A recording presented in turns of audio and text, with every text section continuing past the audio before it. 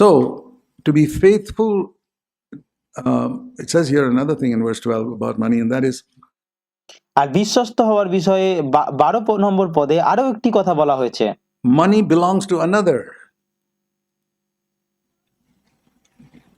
Yeah, পরের ধন বা অন্যের অধিকারভুক্ত জিনিস সম্পর্কে বলা I was হয়েছে। talking about the true riches. I didn't finish that. The true আমি প্রকৃত ধন নিয়ে কথা বলছিলাম, সেটা শেষ riches করি। are প্রকৃত ধন হলো the baptism of the Holy Spirit, পবিত্র আত্মার বাপ্তিস্ম, likeness to Christ, প্রভু যীশু খ্রিস্টের মতো হওয়া and revelation on God's word. এবং ঈশ্বরের বাক্যের প্রকাশ That's the other one. I said, পাওয়া। Lord, if I'm really a disciple, আর আমি আরেকটি কথা বলেছিলাম প্রভুকে, যে প্রভু যদি আমি সত্যিই একজন শিষ্য হই, when I read the Bible, তাহলে যখন আমি বাইবেল পড়ব I'll get revelation. তখন আমি প্রকাশন পাবো, Not just understanding, like people go to Bible school and study and cram their heads with knowledge. শুধুমাত্র জাগতিক জ্ঞান নয়, যেমন মানুষেরা বাইবেল স্কুলে গিয়ে মাথা জ্ঞান দিয়ে ভর্তি করে রাখে, Not that. সেটা নয়। Revelation is that which changes our life. প্রকাশন হলো সেটা যেটা আমাদের জীবনকে পরিবর্তন করে দেয়। If a verse in scripture has not changed your life, you have not got revelation on it. যদি পবিত্র শাস্ত্রের কোনো একটি পদ আপনার জীবনকে না বদলাতে পারে, আপনার জীবনকে পাল্টাতে না পারে, তাহলে বুঝতে হবে সেটার উপর আপনি প্রকৃত প্রকাশন পাননি। It's just history. সেটা শুধুমাত্র ইতিহাস মাত্র আপনার কাছে। When that's the way I look at it. When I আমি এই বিষয়টাকে এইভাবেই read দেখি। something that Jesus taught আর যিশু যেটা শিখিয়েছেন, যখন আমি সেটা পড়ি and I get revelation on it, it আর সেটার উপর যখন আমি প্রকাশন will pi, change my life. And that is, তখন সেটা আমার জীবনকে বদলে দেয়। সেই ক্ষেত্রে so the third thing it said about money is money belongs to somebody else. আর টাকা সম্পর্কে তৃতীয় যে কথাটি বলা হয়েছে, যে টাকা অন্য কারোর বা পরকালীন কারো সম্পদ। If you're not being faithful in that which is another's, who will give you your true riches? আপনি যদি পরের ধনে বা অন্যের এই ধনে বিশ্বস্ত না হন, তাহলে কে আপনাকে প্রকৃত ধন দেবে? And then he went on to say about these two masters. এরপর তিনি সেই দুই কর্তার বিষয়ে কথা বলেছেন। And when you look at Jesus' life, আপনি যদি যিশুর জীবনে তাকান, you find when তাহলে আপনি দেখতে পাবেন people were a woman caught in adultery, যখন একজন নারীকে ব্যভিচারের অপরাধে ধরা হয়েছিল, terrible thing. যেটা একটা ভয়াবহ ঘটনা ছিল। The Old Testament said that person, woman, should be stoned to death. আর পুরাতন নিয়মে বলা হতো যে সেই নারীটাকে পাথর মেরে হত্যা করে দেওয়া উচিত।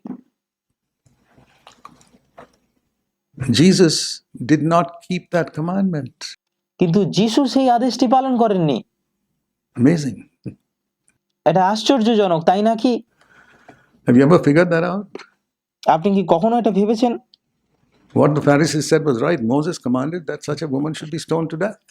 ফরিসিরা যেটা বলেছিল সেটা একদমই ঠিক ছিল। মোশে এটা আদেশ দিয়েছিলেন যে এমন নারীকে যেন পাথর মেরে হত্যা করা হয়। That's the first thing he did not keep. এটাই ছিল প্রথম আদেশ যেটা তিনি পালন করেননি। Secondly, দ্বিতীয়ত he said, "He who is without sin among you, cast the first stone." তিনি বলেছিলেন যে তোমাদের মধ্যে যে কখনো কোনো পাপ করেনি সেই প্রথম পাথর মারুক। Everybody went, but one person was left without sin. সবাই চলে গেছিল, শুধুমাত্র একজন ব্যক্তি সেখানে ছিলেন যে পাপ করেনি। And he disobeyed his own commandment এবং তিনি তার নিজের আজ্ঞায় অমান্য করেছিলেন, to cast a stone and kill her. তাকে পাথর মেরে হত্যা করার আজ্ঞাটিকে অমান্য করলেন। It looks as if he disobeyed, right? আর এটা দেখে মনে হচ্ছে যেন তিনি অবাধ্য হয়েছেন, তাই না?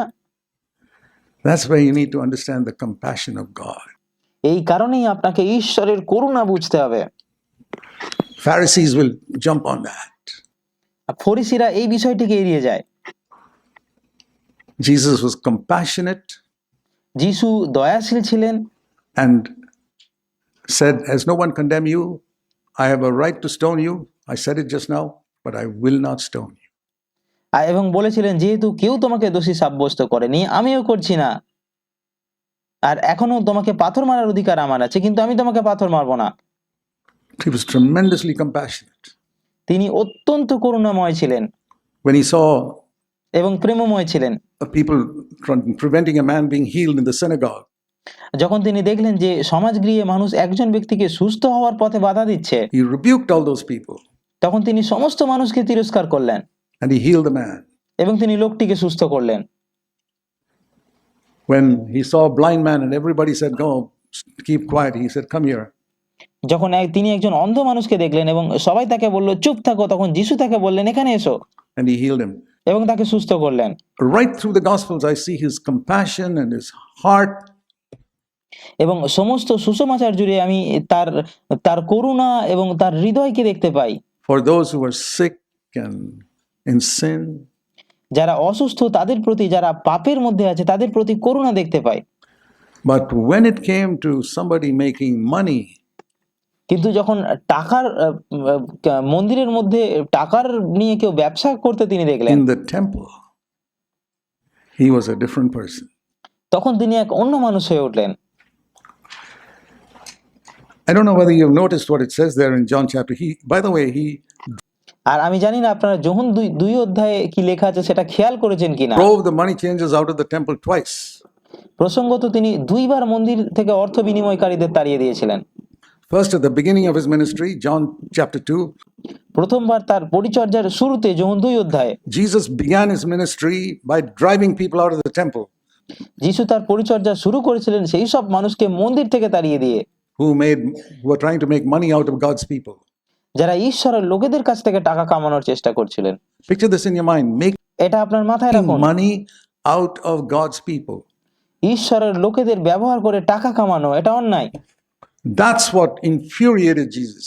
এটা যিশুকে প্রচন্ড ক্রুদ্ধ করেছিল। A righteous anger. এটা একটা পবিত্র ক্রোধ ছিল। And at the end of his ministry, again, after he came in riding on a donkey into Jerusalem, he did it a second time. This এবং তার পরিচর্যার শেষে আবারও যখন তিনি গাধার পিঠে চড়ে জেরুসালেমে ঢুকলেন, তখন তিনি দ্বিতীয়বার এটা is just করেছিলেন। after the marriage in Cana, আর কানার বিবাহের ঠিক পরেই, which is the beginning of his ministry. যেটা তার পরিচর্যার শুরু ছিল, And then Luke 21, twice he did it. এবং সেটা প্রথমবার ছিল, এবং তারপরে লুক 21 অধ্যায়ে তিনি আবার দ্বিতীয়বারের জন্য এটা করেছিলেন। Why did he do it twice? কেন তিনি এটা 2 বার করেছিলেন? And what was he upset about? তিনি কি নিয়ে বিরক্ত ছিলেন? There were people making money in the marketplace in Jerusalem. He didn't trouble them. আর জেরুসালেমের বাজারে মানুষেরা টাকা কামাচ্ছিল, তিনি তাদের বিরক্ত করেননি। So go and make as much money as you like, cheat people, do whatever you like.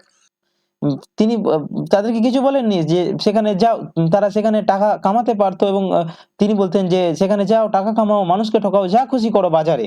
But when you come into the house of God, কিন্তু যখন তুমি ঈশ্বরের গৃহে আসো, don't play the fool with money. Don't take তখন টাকা নিয়ে তামাশা করো না, advantage of others আর্থিকভাবে অন্যদের সুযোগ নিও না। financially. So that's what he drove people. And it says here in John তিনি ঠিক এটাকেই তাড়িয়ে chapter দিয়েছিলেন। 2 আর যখন 2 অধ্যায়ে বলা হয়েছে that he sat down যে তিনি বসলেন and he made a whip. এবং একটি চাবুক তৈরি করলেন। It's really amazing এটা সত্যিই আশ্চর্যজনক। to imagine. Can you picture this in your mind? আপনি কি আপনার মনে এটা কল্পনা করতে পারছেন? Jesus in the temple, and he asks his disciples, go and bring some thin rope or something. যে যিশু মন্দিরের ভিতরে আছেন এবং তিনি তার শিষ্যদের বলছেন যাও কিছু দড়ি বা এরকম কিছু নিয়ে They're এসো। wondering what does he want it for. And he's তারা অবাক হয়ে ভাবছিল যে এগুলো দিয়ে কি হবে। there in the John chapter 2:15, he made a scourge of cords. আর সেখানে যোহন 2 অধ্যায় 15 পদে দেখা যায় যে তিনি দড়ি দিয়ে একটা চাবুক তৈরি করলেন। They're wondering what for. আর তারা ভাবছিল এটা কি জন্য। And he drove all the people out of the temple who were making. He said, don't make my father's house এবং যারা টাকা কামাচ্ছিল সেই সব মানুষকে মন্দির থেকে তিনি বের করে দিলেন এবং বললেন আমার পিতার গৃহকে ব্যবসার গৃহ বানিও না। a place of business. We have to be very careful.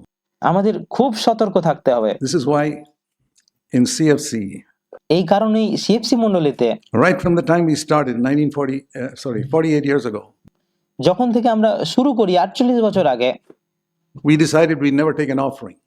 আমরা সিদ্ধান্ত নিয়েছিলাম যে আমরা কখনোই কোনো অফারিং বা দান নেব না। And now we have over 100 churches. In none of those churches do we take an offering. এখন আমাদের 100-রও বেশি মণ্ডলী আছে এবং আমরা কোনো মণ্ডলীতেই কোনো অফারিং বা উপহার নিই না। wonder whether there's any group of churches anywhere in the world আমি ভাবি যে পৃথিবীর আর কোনো মণ্ডলী বা এরকম আছে কিনা where they never pass an offering bag around. যারা কখনো কোনো দানের থলি বা উপহারের থলি চারপাশে ঘুরিয়ে টাকা তোলে না। I think we are the only ones. আমার মনে হয় আমরাই একমাত্র। But we keep a box there because কিন্তু আমরা একটা দানের বাক্স রাখি, উপহারের বাক্স রাখি। we see once that Jesus sat next to a box and a widow came and put in কারণ আমরা দেখেছি যে যিশু একবার একটা দান বক্সের পাশে বসেছিলেন এবং একজন বিধবা এসে সেখানে দান some দিয়েছিলেন। offering. So having a box is okay. This is completely anonymous. আর তাই আমরা মনে করি একটা বক্স রাখা ঠিক আছে, দানের বাক্স রাখা ঠিক আছে, এটা সম্পূর্ণ বেনামী। Nobody's asking you to put it.